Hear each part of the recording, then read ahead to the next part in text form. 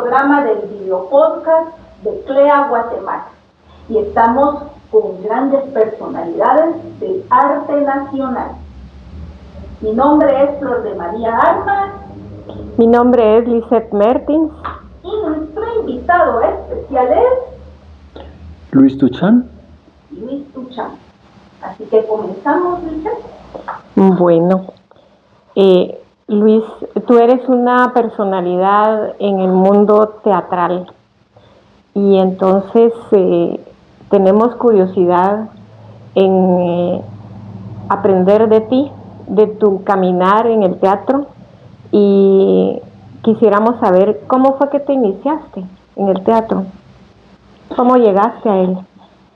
Pues parecerá muy divertido, pero yo creo que yo desde muy niño empecé mi carrera teatral, digamos, porque en el colegio, cuando inicié toda mi trayectoria escolar, mi larga trayectoria escolar, pues a mí me agarraban para salir en actos de clausuras y de celebraciones, y me vestían de cualquier cosa y me ponían de cualquier cosa, pero yo me lo gozaba realmente, ¿no? Entonces, digamos, durante todo el colegio, primaria y secundaria, yo siempre estuve participando, yo escribía mis propios libretos, actuaba, dirigía y me inicié así, pero yo digo que realmente yo en otra vida debo haber estado muy cercano al teatro, porque la verdad es que yo no necesitaba yo en el escenario era como mi mundo, es decir, yo lo manejaba así intuitivamente, ¿verdad? Entonces, por esa razón digo yo que debo traer de otras vidas esto del teatro. Y cuéntanos, Luis, ¿cómo era el entorno social en Guatemala en aquel entonces cuando dio ese inicio en el teatro? Bueno, era diferente, o sea, yo siempre explico que había un público que buscaba realmente manifestaciones teatrales de calidad, ¿no? Y si tú me preguntas a qué se debía eso, creo que la explicación más lógica es que las personas adultas de ese momento, los 60 por ejemplo, parte de los 70, era la generación de niños y jóvenes de la época de la Revolución del 44. Dentro de esa revolución, mal llamada revolución, porque para mí no fue realmente una revolución, pero vamos, en ese momento histórico hubo muchas manifestaciones artísticas, venían compañías extranjeras de ballet, orquestas, etcétera. Entonces como que se empezó a generar en el público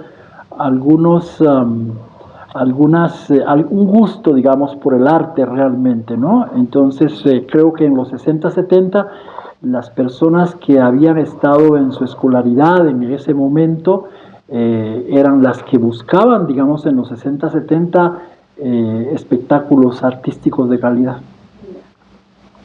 ¿Y cuál fue tu primera obra? ¿Cómo te vas iniciando ya profesionalmente? Bueno, la primera, yo llegué al Teatro de Arte Universitario, ¿no? Al TAU. Y en ese momento el TAU era otra cosa, ¿no? Era realmente una institución como muy, no cerrada, pero sí como muy selectiva, digamos, ¿no? Porque el director del TAU era Carlos Mencos de Cá, director y actor, ¿verdad? Pero que tenía una formación muy europea, digamos, ¿no? Por lo tanto, tenía esa tendencia a ser selectivo con las cosas que se presentaban y con la gente con la que trabajaba. Un gran maestro. Y la primera vez que yo llegué al TAU y simpáticamente me dice Adolfo Hernández, que era secretario, actor también, secretario del TAU, me dice, fíjese que están filmando un libreto, están filmando un corto en televisión que se llama Grito de Libertad, con un libreto de Ernestina Porras Velázquez, y entonces están buscando un actor para que haga un personaje. ¿por qué no va? Y yo, como siempre, he sido sumamente atrevido, ¿verdad? Sí. Entonces dije, yo sí voy.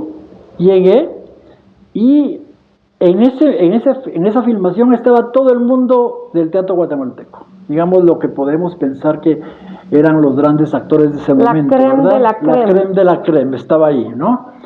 Y entonces fue muy simpático porque a mí me dieron el rol de Beltranena o de Aicinena. Y Carlos Obregón, cuya muerte sentí mucho porque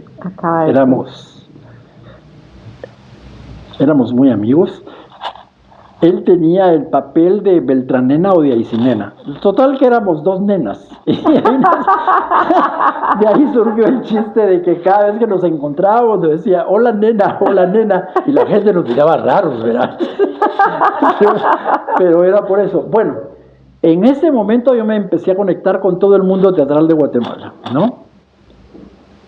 Pero ellos siempre...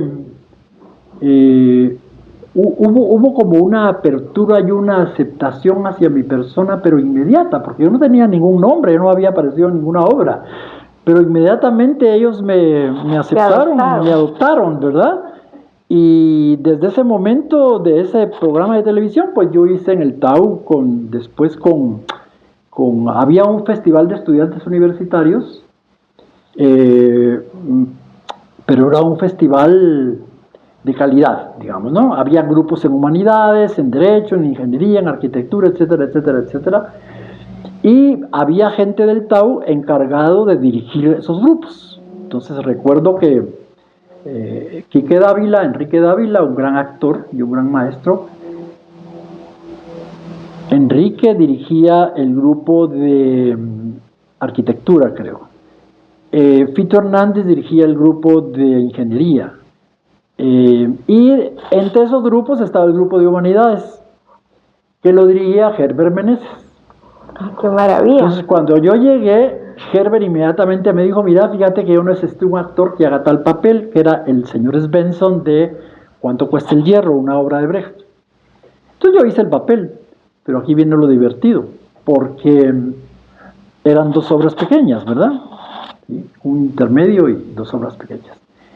Y uno de los actores, de los estudiantes actores de la primera obra, no llegó. Y entonces yo, con ese atrevimiento que me ha caracterizado siempre, ¿verdad? Le digo, y el teatro estaba lleno, era una función con el teatro lleno y el actor no llegó. Entonces, Herbert no sabía qué hacer, ¿verdad? Entonces le digo, si querés yo hago el papel. Y me dice Herbert, pero ¿cómo vas a hacer el papel si ni has ensayado y no lo sabes? Yo sí me lo sé. Pero es que va a ser muy difícil. No, para mí no. ¡Qué aventado! Y entonces yo, sí, súper aventado, y yo hice el papel, ¿verdad? Porque yo de ver los ensayos, yo me había aprendido el papel. No al pie de la letra, pero sí sabía lo fundamental del papel, y ahí inventaba lo demás, ¿verdad? Y terminé. Y llega Carlos Obregón después de la presentación y me dice, puchis, nena, que agallas las suyas. No con esas palabras, ¿verdad? Pero vamos. Y entonces esa fue la primera obra que hice. Y luego con Carlos Obregón, luego hice también con el TAU Los Menecos de Plauto y también Don Juan Tenorio. Y con Carlos Obregón decidimos montar, ¿conoce usted la Vía Láctea? Dirigida por los dos y actuada por los dos. Y eso lo hicimos en el Teatro Gadem.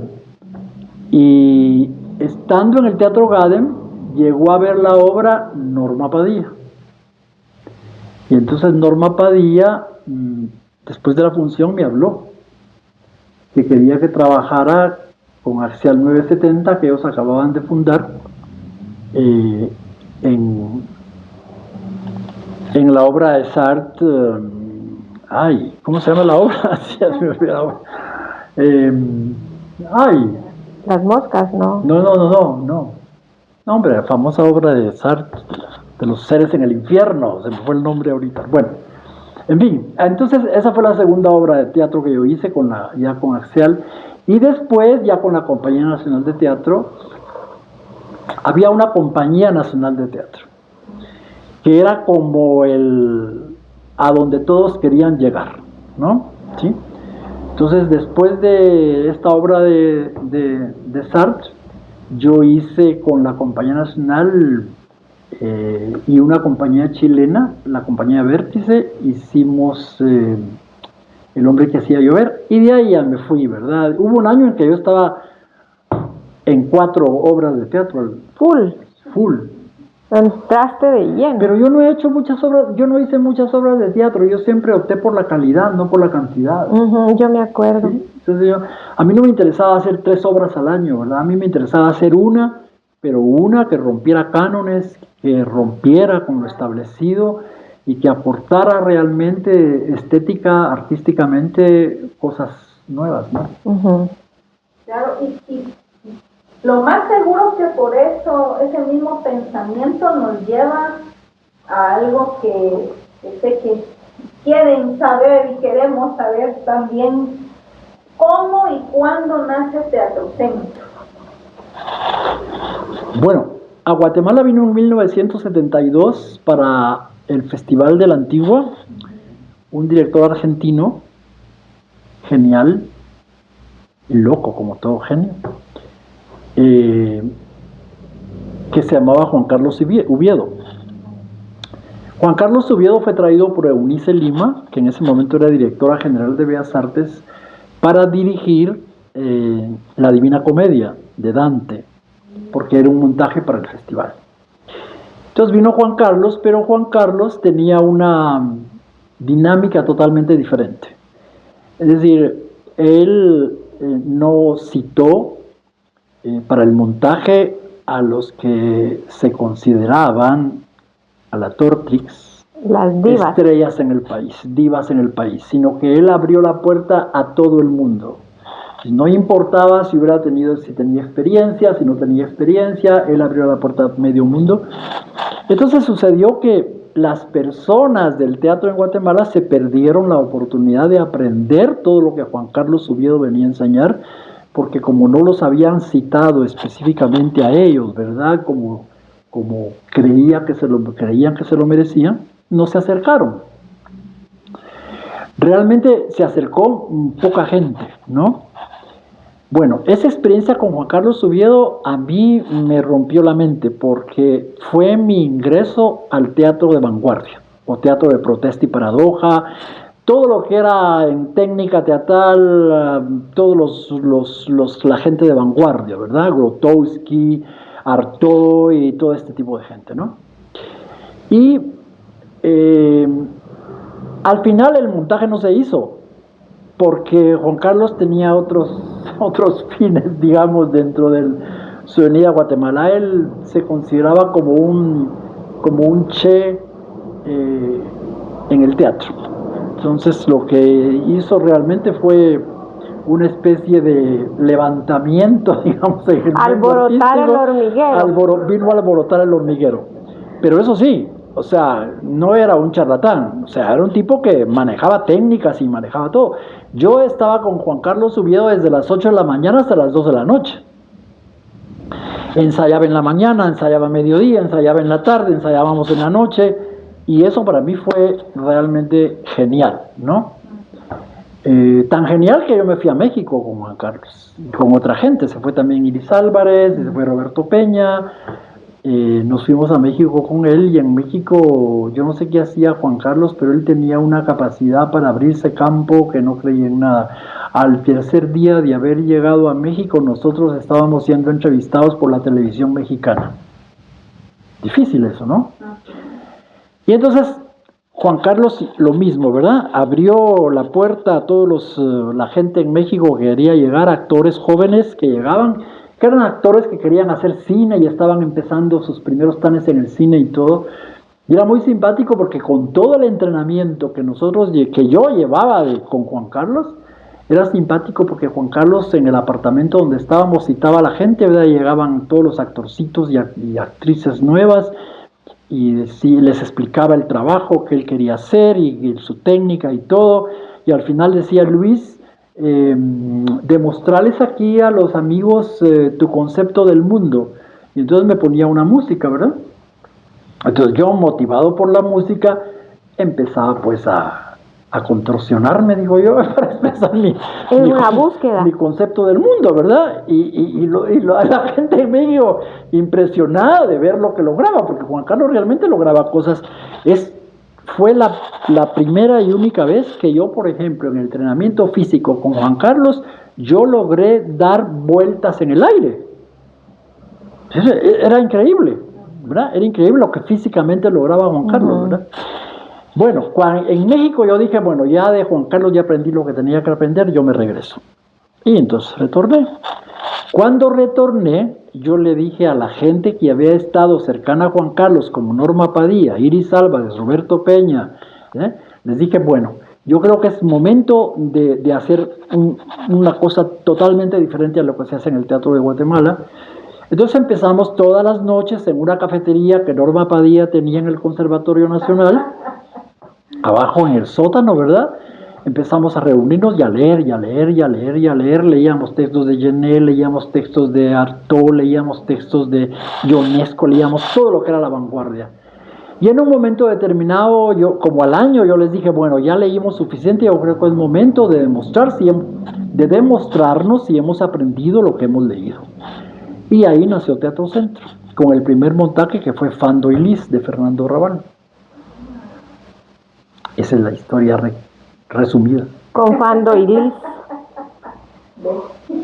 Y eso fue famoso, eso fue en los años 70, ¿verdad? Fue en el 73, sí, 73. Y después de Fando y Lis yo hice 2 versiones más, ya personales, que fue La ardiente pasión del silencio y el Requiem para 2 pervertidos y una muñeca de trapo. El mismo texto. Ajá. Pero con visiones totalmente diferentes, o sea, con concepciones totalmente, eran otras obras, ¿verdad? Sí, pues sí. Y lo hice, ¿por qué lo hice? Porque tengo una carta de Fernando Arrabal, que Fernando Arrabal me escribió desde París en una hoja de papel, muy a su estilo, donde él me autorizaba a hacer con el texto lo que a mí me diera la gana. ¡Hala, qué maravilla! Sí, muy respetable la actitud de Fernando Arrabal. Qué interesante, ¿verdad? Buenísimo. Yo esa última versión sí no la vi, la de que se llamaba Requiem. Era la mejor. ¿Esa la presentaste en el Liga, no? Sí, la presenté en el Liga, claro. En el segundo montaje yo sustituí a la actriz que hacía Liz con una muñeca de trapo, vestida de novia, ¿te recuerdas? Yo me acuerdo. Y estaban los 3 hombres del paraguas. Ajá. Y yo actuaba en una silla de ruedas, sí, ¿verdad? Yo no era que Fando era inválido. La silla de ruedas era una representación de su invalidez psicoemocional, digamos, ¿no? Y luego en el Requiem, yo eliminé los 3 hombres del paraguas, solo había uno, fundí los 3 hombres del paraguas en uno, y lo mismo, la muñeca de trapo era Liz, y Fando. Éramos 2 personajes nada más. Pero fue mi mejor montaje. A mí siempre me pareció, cuando veía tus montajes, que eras muy coreográfico, y siempre te lo dije. Siempre me lo dijiste. Siempre se lo dije, porque decía, Luis, es que haces coreografía en el escenario. Porque era el trabajo no solo del movimiento, del montaje, de lo teatral, del mensaje que se daba, sino cómo movía a los personajes en el escenario y cómo iban encajando coreográficamente. Era un caminar con un paraguas, pero el fondo del ciclorama te decía algo, te ubicaba y creaba atmósferas así totalmente diferentes, ¿verdad? Sí, para mí fue muy impresionante el último montaje, porque cuando terminaba la obra, la escena final, Fando me sacaba a mí en la silla de ruedas con el paraguas en la mano, ¿verdad? Y después de terminar la función, todas las noches el actor que hacía Fando explotaba en llanto. Todas las noches. era como un... Sí, le afectaba tanto, le llegaba tanto, digamos, el personaje y la obra que explotaba en llanto siempre.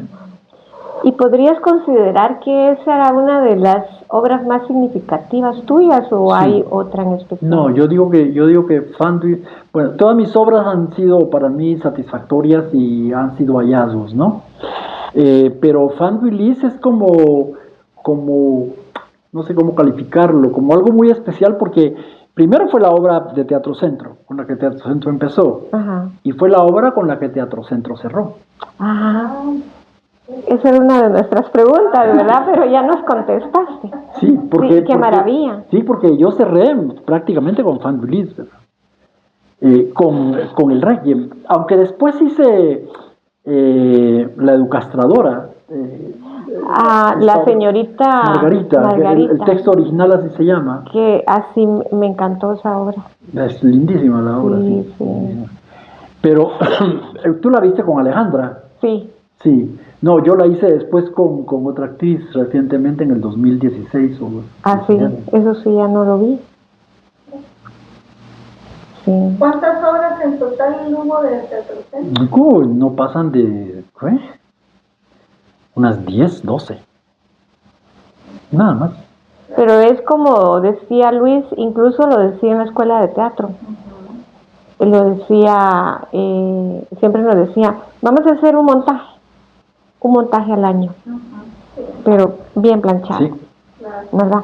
Y se preocupaba de todo lo que era vestuario, trajes, escenografía, todo tenía que estar impecable, pero era un montaje al año. Sí, y es que generalmente, fíjate que, digamos, yo veía la obra como un todo, ¿verdad? Y resulta que el vestuario, la escenografía, realmente eran míos. Lo que pasa es que yo no lo realizaba, pero era mi idea. Lo que a mí me interesaba era que plasmaran mi idea en base a lo que mi idea, que se realizara eso. Entonces al final, digo, bueno, las escenografías y vestuarios eran míos, lo que pasa es que lo realizaban otros, ¿no? Sí, pues sí. Bueno, hubo algunas veces en las que, por ejemplo, sí hubo una aportación en el vestuario, digamos, por parte de Javier Pacheco, ¿verdad? Ajá. Sí, por ejemplo, en el montaje de Edipo Rey, el último que hice en el Liga, que para mí la concepción fue de orquesta, ¿verdad? O sea, los personajes están en una orquesta y son solistas, y el solista entra al espacio escénico y hace su personaje, pero en tanto, y la partitura eran los libretos, ¿verdad? Que los actores no llevaban, por supuesto, cuando actuaban, pero eran como la partitura. Y estaban los atriles, ¿verdad? Estaban ante un atril todos. Es que he sido bastante loco en ese sentido. O sea, una de las cosas que yo he sentido siempre es que ni el teatro, ni el lenguaje, ni nada de lo que yo he manejado me bastan como para expresar todo lo que yo quiero expresar. No sé si tú lo has sentido alguna vez, pero es que es esa sensación como de, es que no me basta, ¿verdad? ¿Sí? No me basta, yo todo lo que tengo que decir esto me sirve, pero hasta cierto punto, ¿no? Ajá, sí. Y más que loco, bueno, entre la locura tal vez esa libertad también de lograr expresar, eso es maravilloso. Sí. Lograr esa libertad también que uno mismo se debe dar eso y permitirse eso para hacer un montaje. Por supuesto. Y no estaríamos muy limitados. Sí, pues. Y creo que tampoco nos gustaría hacer arte, creería yo. ¿Verdad? No, porque entonces el artista no existe. Exacto. El artista no existe. Sí, yo creo que mi capítulo teatral en mi vida, mi capítulo artístico en mi vida, estuvo muy imbuido de algo que para mí es fundamental. Sí. Para mí el valor fundamental en la vida es la libertad. Y entonces a mí el arte me permitía experimentar ese valor, ¿verdad? Llevarlo, practicarlo, el valor de la libertad. Es decir, a mí nunca me limitó lo económico, ni me limitó el qué dirán, ni si va a gustar o no. Yo jamás pensé en si al público le iba a gustar lo que yo estaba haciendo. Yo lo estaba haciendo, el que le gustara, qué bien, y el que no le gustara, pues no. Hubo una, precisamente en La ardiente pasión del silencio, hubo una persona cuyo nombre no voy a mencionar, muy conocida, que se salió de la presentación. Excuso decir que para mí, cuando la gente se salía de mis presentaciones, para mí era un triunfo, no era un fracaso. Era que los había golpeado tanto que no resistían y salían. Y esta mujer dijo eso. La obra es lindísima, es preciosa, pero yo no soporto. O sea, La tocaste. la toqué, sí. Y eso es lo fundamental, creo yo, para el artista, ¿no? Yo eso le digo a mis amigos escritores noveles, ¿verdad? Si hubo un amigo que me dio su libro de cuentos, los leí y le digo, mira, fíjate que a mí realmente de los cuentos solamente hay uno que me tocó. El resto no. O sea, porque el arte es un mensaje dirigido a lo emocional, no a lo intelectual, ¿verdad? Exacto. Entonces, el público que va al teatro o a la danza con esto está totalmente alienado. Mejor ni debiera ir. O sea, uno debiera ir abierto a experimentar que esto me llegue a mí, ¿verdad? Y luego puedo hacer un análisis intelectual de la experiencia que tuve, pero eso es secundario. Pero en Guatemala mucha gente, y en el mundo en general mucha gente va digamos, a apreciar, entre comillas, el arte, y va con esto. Y esto no funciona. Aquí no, el mensaje artístico no les va a llegar. Mensaje por decir algo, porque yo creo que el teatro y el arte no debe tener ningún mensaje. Exacto. ¿Verdad? Debe ser simplemente llegar al alma del espectador, porque está hecho con el alma del creador, y entonces está dirigido al alma del espectador, no a la cabeza del espectador. ¿Y por qué esa decisión? ¿Cuándo decides dirigirle? ¿Cuándo fue que dijiste, aquí voy a empezar a dirigir? ¿O cómo fue? Porque fíjate que yo pienso que yo más que... A ver, yo nunca me consideré director de teatro. Yo no soy director de teatro. El director de teatro es un estamento que está muy cerca del antiguo regidor de escena. El antiguo regidor de escena era el que miraba todo, la escenografía, esto, dónde van las sillas, dónde va lo otro. Y lo único que diferencia al regidor de escena del director de teatro, como lo consideran, es que dirige a los actores.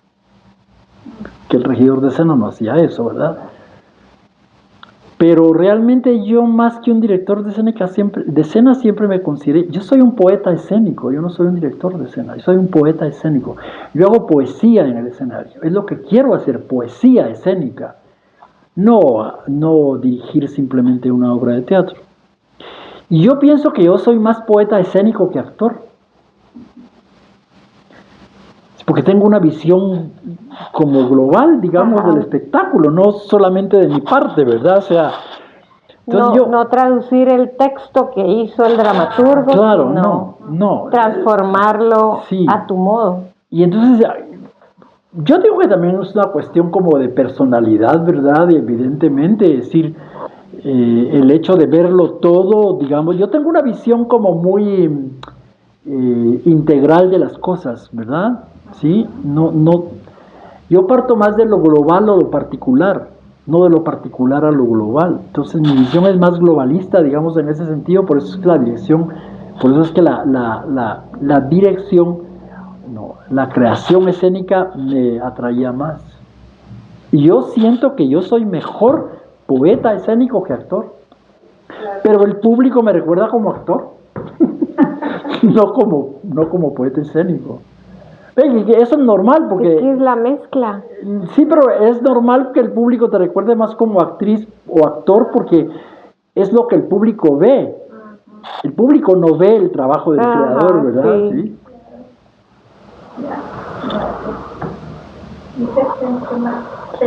Pues, ¿cómo veías el teatro guatemalteco a tu alrededor? ¿Había una época de oro o no participabas de eso? El teatro guatemalteco en el sentido de dramaturgia guatemalteca, porque aquí viene otro asunto. Eso. Y ese es otro asunto con el que yo he peleado siempre, es que hay mucha alienación acá. Cuando se habla de teatro guatemalteco, se habla de dramaturgia guatemalteca. Y el dramaturgo no es un hombre de teatro, el dramaturgo es un hombre de literatura, ¿verdad? Entonces, esa exigencia del dramaturgo que escribe su obrita de teatro y que los actores deben respetar y mantener al pie de la letra su texto, pues que se quede con su texto, pues, porque a mí no me interesa trabajar eso. Yo soy un hombre de teatro, yo soy un hombre de escena, no soy un hombre de papel, ¿verdad? Del papel, ¿no? Entonces, eso es una alienación que ha persistido siempre en el teatro guatemalteco, ¿no? Sí, tanto que cuando tú hablas de teatro guatemalteco, siempre la gente piensa que te refieres a los dramaturgos guatemaltecos, ¿verdad? Hubo una, lo que era el cine popular antes, que es el Teatro Bellas Artes, ¿verdad? Pintaron unos mosaicos de gente de teatro de Guatemala. ¿Quién está ahí? Dramaturgos. Sí, pues. O sea, el teatro es un hecho escénico, no es un hecho literario, ¿verdad? Entonces, uno tiene que tener yo por eso prefería trabajar con dramaturgos extranjeros, porque no tenía esa limitación de tener encima al dramaturgo. Sí, y sobre todo que estuvieran muertos.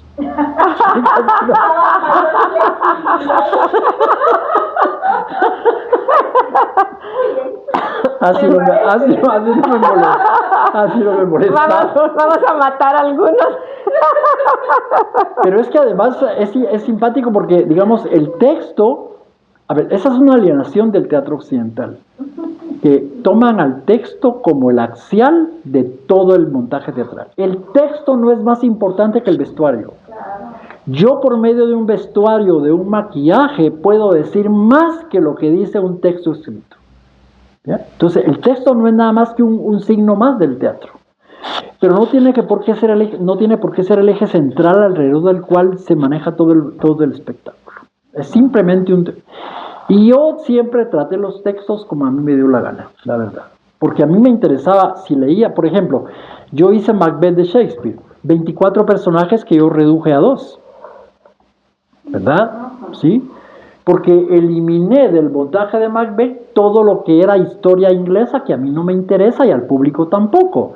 Dejé la esencia de la tragedia de Shakespeare, ¿verdad? Que era ese llenarme las manos de sangre y meterme tanto en ese mar de sangre que ya me es imposible regresar. Es decir, he llegado a tal punto al crimen, al asesinato, ¿verdad? Que ya no puedo regresar, ya me perdí en eso. Y eso era lo importante, pues. Porque era muy importante en ese momento decir eso, ¿verdad? También. Ahora, Luis, ¿cómo llegas a la ENAD? ¿En qué momento? Eso fue por culpa de Norma Padilla. Porque yo tenía, además de mi cosa teatral, pues tenía también mi formación psicológica, ¿verdad? Y yo trabajaba como maestro de educación especial con niños con deficiencia. Y entonces Norma, confiando en eso, me dijo que me hiciera cargo de la ENAD, que lamentablemente ya está totalmente destruida de nuevo. Como todas las escuelas. Sí, y como todo lo que se hace en Guatemala. Sí, entonces Norma me pidió que me hiciera cargo de la escuela. Y la escuela estaba totalmente abandonada, en una casa por la que paso todos los días que hago mi caminata, por aquí por la segunda calle y Tercera Avenida. Pero llevaba el nombre de teatro, Escuela de teatro, cine y televisión. Cine y televisión. Absurdo. Y no se hacía nada de eso. No. Pero eso fue porque uno de los últimos directores había sido Luis Rivera. Luis Rivera era agente de televisión. Sí. Bueno, era una escuela totalmente abandonada, ¿verdad? Y pues Norma me pidió que me hiciera cargo de ella, entonces la reorganicé académicamente, la primera vez, porque antes de retirarme de la escuela la volví a reorganizar académicamente junto con el cubano Reinaldo, ¿te recuerdas tú? Ujú. Con él hicimos un trabajo excelente. El pensum que yo dejé en la ENAD es un pensum que competía con las mejores escuelas de América Latina. Y no solo con las mejores escuelas de América Latina, con los mejores estudios teatrales universitarios de América Latina. Era un pensum excelente realmente el que se generó. El problema con que se topó la gente es que cuando se hizo ese pensum no tenían todos los recursos para ponerlo en práctica, ¿verdad? O sea, los recursos docentes. Porque lo que sucede en Guatemala es que no terminan de entender, ¿verdad?, que si yo sigo simplemente deambulando en el mismo espacio en el que me muevo, cuando yo realmente necesito que venga gente de fuera, acá, ¿verdad?, entonces voy a seguir en la mediocridad. Y ahora que digo mediocridad, me recuerdo que eso me ganó a mí muchas críticas, ¿verdad? Estaba escribiendo algo al respecto recientemente y decía que yo he tenido siempre dos cosas muy personales, ¿verdad? Una es que yo siempre tuve una absoluta confianza, una absoluta certeza en mis aptitudes teatrales, mis aptitudes artísticas. Sí, yo sabía que yo había nacido para hacer teatro. Eso me costaba. Me paraba en un escenario, yo sabía para dónde dirigirme, para dónde agarrar, no necesitaba que nadie me dijera qué era lo que tenía que hacer. Eso primero, ¿verdad? Y en segundo lugar, que yo era muy directo, decía las cosas muy claras, sin ambajes, ¿verdad? Decía, el teatro en Guatemala es mediocre. Lo que están haciendo es mediocre. Es que si no reconocemos que es mediocre, nunca vamos a abandonar la mediocridad. Entonces, por supuesto, eso a la gente no le gustaba, ¿verdad? Y no quiere decir que yo estuviera bien. Yo estaba en lo correcto, pero el error mío era la forma en que lo decía. Porque la verdad se puede decir de manera dulce, ¿verdad? O de manera ácida. O de manera ácida. Y entonces sí, yo siempre dije, en Guatemala, mi relación con la gente de teatro en Guatemala es una mezcla freudiana de amor-odio. Porque por un lado todo el mundo reconocía, digamos, la calidad de lo que yo hacía, pero por otro lado también les dolía, molestaba mi actitud, y tenían razón. Yo pienso que tenían razón, porque no lo decía de la manera adecuada, lo decía de manera muy directa, muy contacto de elefante, ¿verdad? Pero hiciste una gran labor en la escuela de teatro, ¿verdad? Porque... Sí, eso sí, cuando yo hice el primer pensum de la escuela, Norma Padilla me dijo, Luis Tuchán, pero ese pensum no se puede poner en práctico en Guatemala. Así. Entonces yo le dije, hagamos lo posible. Y por eso yo jalé a Javier y a gente así que tenía más o menos, ¿verdad?, trayectoria, pues, y que tenían calidad, ¿verdad? En cuenta tú. Me fue a buscar. Sí. Y me dijo, en Guate solo vos me podés dar esa clase. Sí. Y dije yo, bueno, voy a intentarlo, ¿verdad? Y te empatinaste, ¿verdad? Ay, sí, porque ahí te quedaste después de que yo me fui. 27 años me quedé ahí. Yo producto de ellos.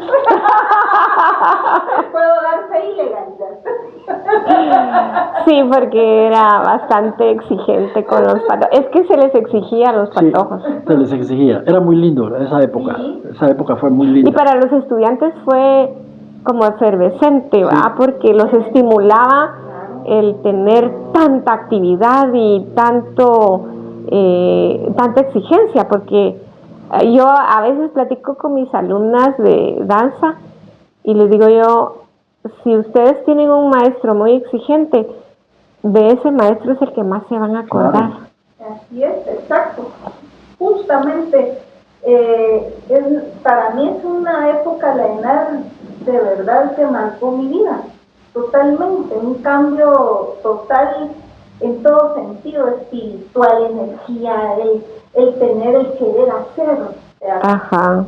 ¿verdad? Buscar, sí. No quedarse en esa zona de confort, sí. que muchas veces nos vamos quedando. Claro. Y de hecho, definitivamente yo concuerdo con eso de ser uno también frontal, porque también uno tiene su estilo para decir las cosas y comprendo también que eso genera cierta distancia en uno y con los demás, porque a veces creen que pues a veces si uno se le pasa la mano va viviendo, ¿verdad? Y va uno reflexionando, pero también si no se tiene esa frontalidad y si uno no busca que despierten, que se muevan, porque lo que se necesita es ese movimiento, el movimiento social. Por eso el guatemalteco en realidad necesita ese impulso, se acomoda. Vida Sí. constante, ¿verdad? Sí, pero Luis es una prueba de que sí se puede hacer. Sí, se puede, claro. ¿Verdad? Se puede. Y un poco lo que tiene esta pregunta también que genera el hecho de, también por eso el alejamiento, Luis, del teatro, ese alejamiento de ver ese movimiento, ¿o por qué? No, fíjate que yo soy un hombre como de capítulos, entonces cierro capítulos. Ya. Yo no soy quien soy ni estaría donde estoy sin el teatro. Ajá. Igual sin la psicología y todas las experiencias de mi vida, ¿no? Pero el teatro nunca fue para mí el objetivo de mi vida, tampoco lo es la psicología. Nada de lo que yo hago es el objetivo de mi vida. Para mí el objetivo de mi vida es mi vida. Entonces, el teatro para mí, como la psicología, fue un instrumento, fue una herramienta que me ayudaba a mí a lograr, a alcanzar, a cumplir con mi objetivo, que realmente es el arte de la vida. Es decir, si tú me preguntas a mí, ¿qué soy yo? Yo te podría decir en primera instancia, pues yo fui un poeta escénico, o yo fui un actor, o soy un psicólogo. Pero realmente yo me considero más un oficiante de la vida. Entonces para mí el teatro es una herramienta que me sirvió para oficiar la vida. La psicología igual, porque en el fondo, digamos, mi objetivo fundamental para mí ha sido despertar y desplegar la conciencia de la gente, o sea, porque de esa manera yo colaboro en la evolución de la humanidad. ¿Y no extrañamos ese capítulo de nuestra vida? No, para mí el teatro fue como una amante con la cual yo me gocé en la relación y me quedé tan satisfecho que ya puedo dejarla. Porque en el teatro realmente yo hice lo que quise, donde quise, con quien quise, cuando quise. Entonces estoy totalmente satisfecho, agradecidísimo con el teatro, pero el teatro nunca fue el objetivo de mi vida. ¿Sí? ¿Y te gustaría cerrar esta conversación con algo, algún mensaje o algo para los estudiantes de teatro, las nuevas generaciones? Porque las vemos un poquito perdidas. Yo pienso que respecto a las generaciones, yo pienso que la generación de jóvenes no es la perdida son los adultos. Pienso que realmente los que están perdidos son los adultos, no los jóvenes, ¿verdad? Pero no tienen modelos a seguir, no, claro, pero no tienen guías. Claro, pero precisamente es de responsabilidad de los adultos. O sea, cuando se habla de problemas de la juventud, ¿qué juventud quieren si el mundo que los adultos han creado es este? Entonces, ¿qué resultado puede tener eso? Jóvenes perdidos, sin objetivos, jóvenes light, ¿verdad? O sea, pero hay que aportar. Yo creo que uno puede aportar, ¿verdad? Fundamentalmente, yo pienso que el adulto debe fomentar la reflexión crítica en el joven. Pero eso que no es fácil, pienso yo que es secundario a otra cosa que yo veo como primaria. Es decir, pienso que el ser humano tiene que reconectarse con su verdadero ser. Es decir, nosotros jugamos roles. ¿verdad? Yo juego el rol de poeta escénico, juego el rol de actor, juego el rol de psicólogo, puedo jugar el rol de escritor, cualquier rol. El rol de papá, el rol de novio, el rol de amante, el rol de trabajador, todos son roles. Pero es que el problema del ser humano es que se identifica con los roles. Le pasa exactamente lo que le pasaría a un actor que se identifica con el personaje que está presentándole al público. Y observen que digo presentándole, no estoy diciendo interpretando, porque para mí el teatro no se trata de interpretar personajes. Para mí el actor lo que hace es mostrarle al público con la excusa de un personaje aquellas partes de sí mismo que no se atreve a mostrar en la vida social. Yo haciendo un personaje nunca hice, por ejemplo, Garzán el cobarde de A Puerta Cerrada, que es la obra de Sartre cuyo nombre no se me venía. Nunca hice Garzán, era mi cobardía con el nombre de Garzán. Entonces, para mí el trabajo del actor, ya me perdí un poco en esto porque esto me interesaba mucho decir. Ajá. Para mí el trabajo del actor no es realmente interpretar, hacer como que soy fulano o sutano. Para mí el teatro, desde el punto de vista del actor, es un desnudo. Si yo le muestro mi alma al espectador. Y por eso es que el teatro para mí siempre fue como un ritual, digamos, ¿no? Un ritual en el cual yo me mostraba ante el público, le mostraba al público esas partes ocultas mías. Entonces yo como actor tengo el reto, tengo las agallas de ser capaz de mostrar, soy tan libre que puedo mostrarme a mí mismo tal cual soy ante los demás. Uso un personaje, pero no es el personaje el que estoy mostrando, soy yo. Entonces, ¿qué es más difícil? Agarrar una técnica de actuación que es válida siempre, ¿no? E interpretar un personaje, o agarrar esa técnica de actuación para mostrar esas fases ocultas mías. Esto es muy complicado realmente. Nos estamos metiendo a complicaciones. Sí. Estamos profundizando. Que necesitaríamos muchísimo tiempo para hablar de esto. Muchas. Videopodcast. Bueno, hay un texto que... ¿Tú tenés el pensateatro o no? No. Bueno, yo escribí mis reflexiones de teatro que se llaman Meditaciones de un rebelde sobre el arte del teatro. Fue una serie de meditaciones sobre lo que es el montaje, el actor, el discurso teatral, todo, que se publicó, pero hay muchos errores en la publicación. Entonces primero estoy tratando de transformar las meditaciones en mi teoría teatral, ¿verdad? Ah, qué interesante. Me está costando lo que no te imaginas, porque es más fácil que empiece a hacerlo de nuevo a querer reorganizar todo un contenido que ya tengo. Entonces alguien me decía, pero ¿por qué no optas por otra cosa más sencilla? Solo revisar las meditaciones y las lanzas así, porque yo encuentro cosas muy interesantes. Y sí, y yo ese libro no lo reparto porque no está como yo lo quería. Sí, pues. ¿Verdad? Pero si les interesa les puedo dar un ejemplar. Gracias, sí. No para que lo publiquen ni lo republiquen ni nada, simplemente para que tomen ideas, porque eso lo voy a transformar. Si me da tiempo. ¿Te tiene que? Ya es un compromiso. Sí, sobre todo para la gente joven, ¿verdad? Que anda en búsqueda, en realidad anda en búsqueda y siento que Guate está como... Pero mira, llegó un